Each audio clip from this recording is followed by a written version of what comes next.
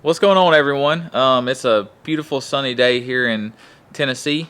It's the first sunny day we've had in like probably a couple of weeks now. It's been raining a whole lot, so I took advantage of it, and as you guys can see behind me, the car is finally on the ground. Of course, there's no engine or anything like that in it right now. I just put the wheels back on it, got the rear end back under it, and rolled it out and washed it, which I did not take a video of. I'm not a big fan of taking videos of like washing the car. I think that stuff's kind of boring. So did not take a video of that or doing like the little stuff like putting the hood and everything back on it. The car was covered in like metal shavings and grinding wheel dust and a whole bunch of other stuff that got on it from whenever we were doing the build. So I figured it would be good to wash that stuff off. But I wanted to do this video today for one, because I haven't been putting up many videos. And I know you guys are wanting to at least see something. We've gotten a lot of new subscribers to the channel over the past month, and it's been a little bit since I talked about what all is done to the car. It's been more about the build that's been going on with it. So now that the car's on the ground, I figured it'd be a good time to go over once again what all is done to the car and the different things I have in it for some of the new viewers. So I've got my pile of junk sitting over here. I don't know if I showed you guys in another video, but I did heat wrap the downpipe, and I heat wrapped the hot side piping down here, which I said I wasn't going to do, but I decided I would rather have it heat wrapped to keep the heat away from all the other components like these hoses right here, so they don't get melted whenever these pipes are 2,000 degrees. So got that done, and then of course there's the turbo and trans, TH400 trans that's in the car, or will be in the car. It's got a PTC 9.5 inch that's sitting over here. I've been draining the fluid out of it, so we could put fresh, clean fluid in it whenever it's time to put it back in there. So here's the car sitting on the ground. The infamous 2-valve from YouTube that everyone knows. It's got the 4-inch cowl hood on it. We got the Cobra bumper on the front. You can see down there, you can see that big giant intercooler that's peeking through now. That's a Garrett air-to-air intercooler, the biggest core you can buy. And then you look right up here in the grill area of the car, and you can see the trans cooler sitting right there. It's a True Cool trans cooler. It's like a 20,000 or 30,000 gross vehicle weight cooler. And really nothing under the hood. Inside the car is a 850 cert cage, which I'll show you guys. The sticker for it is over there. This is a Team Z pre-notched Holden weld 850 cert cage. Also has a RJS window net that sits up here like this, which is required to run 850s. Has a Kirky seat. I forget what style Kirky this is, but it's the normal seat that everyone puts in their drag cars. Of course, it's got the 5-point harnesses hanging out over here. The seat is also braced in the back. You can see right here, this is mandatory when you're running a flimsy seat like this. You have to brace the back of this seat to the roll cage. Another thing you'll notice back here is the seat belts. How I have these clevises right here, that's so the seat belt can't slide any farther than here on both sides. So if I were to get in a wreck, the seat belt would stay in this position right here. Right here. Oh, another thing I did on this roll cage is I put this carbon fiber. It's like a cheap carbon fiber sticker that you can get from the parts store. But the purpose of that is so when you're getting in and out of the car, you don't scratch the paint up on the roll cage. It's just a quick little tip for anyone that's putting a roll cage in the car. It's really nice to put this on here and not scratch the paint up. Of course, you see the bump button right there, which goes to the boost leash sitting over there. This car has Holley EFI, which a lot of people on the channel probably already know, but for the new people, down here we got a, what is this? I forget the name of it. It's a Precision Performance Products shifter. My TH400 transmission has a reverse manual valve body, so the one thing that I like about this shifter is it is reversed. So park is all the way in the back, and then you push forward still to shift. Instead of like with a normal shifter with a reverse manual valve body, you would pull the shifter back to go from first, second to third. So really like that.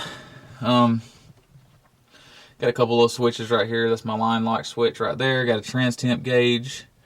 And then you can see my boost leash / pulse leash right there. So that controls my boost settings. And that also controls the bump. So I can pre-stage, spool up, and then bump into the full stage on the line. Really, really like this. I don't use boost control with the Holly. I prefer this standalone boost controller right here because I can basically change my settings on the fly as I'm sitting in the car right here. I can test the CO2, which is over here. It is a CO2 based boost controller, so I put CO2 on top of the wastegates to command more boost. I've got a 2.5 pound bottle that you can see is mounted on the roll cage right there. Got my line running, my valve, gauges, all that good stuff. And then you can see how tight this roll cage fits in the car. Definitely happy with how this thing turned out. Highly recommend it if you guys are looking for a roll cage. Check out Team Z. You can see the 850 search sticker a little bit better right there. Of course, the car has no rear seat. It has a homemade rear seat delete that me and my wife made, which is a little flimsy down here on the bottom because I got my stuff on it, and my son likes to get in here and sit back there and mess it up. And of course, got all my safety equipment kind of hanging out back there. This car's been up for about 4 months, sitting around. Got a small little fire extinguisher right here. Better than nothing. Eventually, I want to put a fire suppression system in the car, but that's what I have for now. Up here, I've got the release handle for the parachute. It's mounted to the top up there. I just reach up and hit it as I'm going down the track, and then you got the line that runs back to the back of the car. So, oh, and also another thing, my trans brake button is kind of on this little janky bracket I have right here. So I basically have my right hand down here and let off the trans brake button, and my hand's already at the shifter, ready to shift.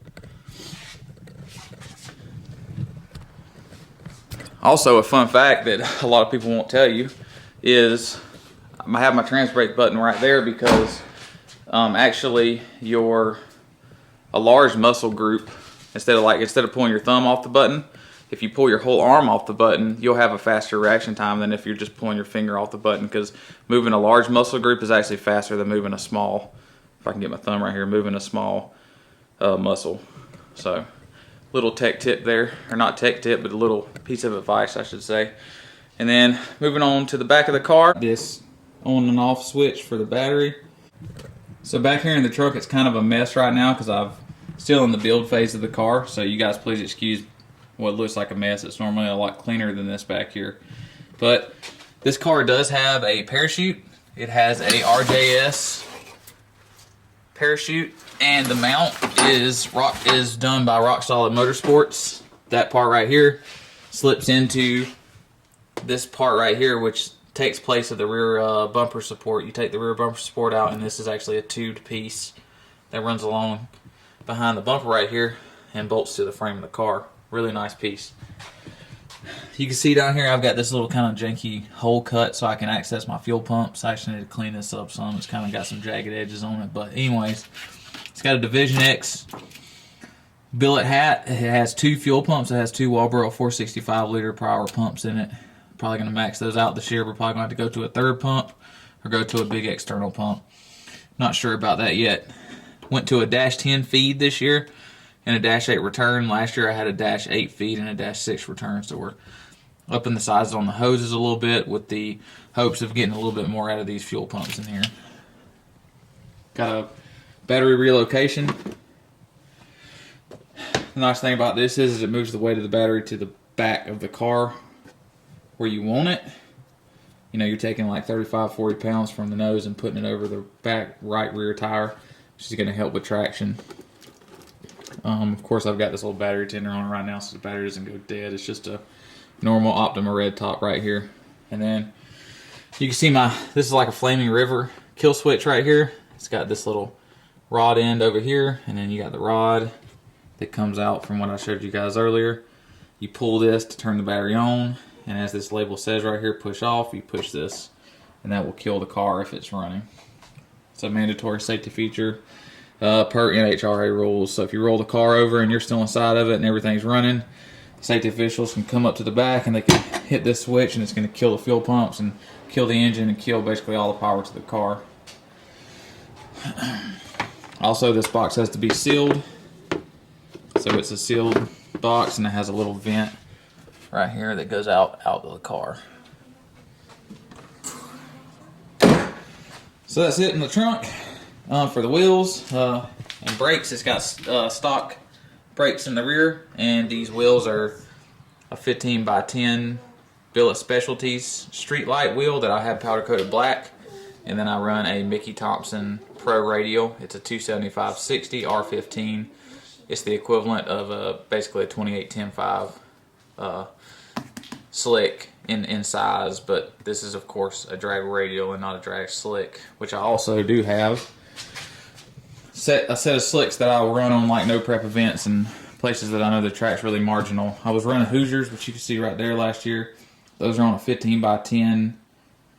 I can't remember the name of the company, but they're on a 15 by 10 inch wheel. But taking those Hoosiers off, and I'm gonna toss these Mickey Thompson 28-10-5s stiff walls on in hopes of these working a little bit better than the Hoosiers did for me last year. Moving on to the front of the car. Up here, did upgrade to a set of aerospace brakes on the front. This year, I run these little SVE kind of knockoff race stars. They're like actually a really cheap wheel, but they are 17 by 4.5. I like the way the 17s look up front. And then I have a Mickey Thompson Sportsman radial on the front up here. These things are pretty expensive. These tires actually probably cost as much as these wheels did. Really would like to go to like a weld setup, but the budget isn't there for it right now. But hopefully sometime in the future we'll go to like a nice name brand front wheel on here. And then you can see my fuel lines running up right there. It's got a UPR K-member, EPR coilovers with strange single adjustable shocks in the front. Also, I forgot to say in the back that I do have Viking double adjustable shocks on the back there. And the rear end is narrowed, so you notice that the back wheels do have a dish on them. These are 3.5 inch back space, so these have probably 3 inches more dish than your typical rear wheel will have on one of these Mustangs. I don't really know if there's much else to talk about on the car, but there she is sitting on the ground. Like I said, it's just kind of a quick rundown of the car for all the new subscribers to the channel. I hope you guys enjoyed it. So it's really all I got for this video. We're still waiting on heads, still waiting on cams, still waiting on the block. I got the crank and a piston and all the rods at a local machine shop here right now. So the crank is going to get balanced to the new pistons because they're a little bit heavier than the old ones were, so you have to rebalance the crank. Looking at about a week or 2 weeks on that. So like I said, we're probably a good 2 or 3 weeks out from having this thing even remotely running. It's a little frustrating. Been waiting for, did not think that it was going to take this long to get all these parts in. But it is what it is. If you want to do something right, sometimes you have to take your time, and you got to be patient. There's no need to rush and mess up and ruin something that's extremely expensive because you were rushing. So that's where we're at right now. As always, thank you guys for watching. Thank you to all the new subscribers on the channel, and I hope you guys enjoy this video. I will talk to you guys later.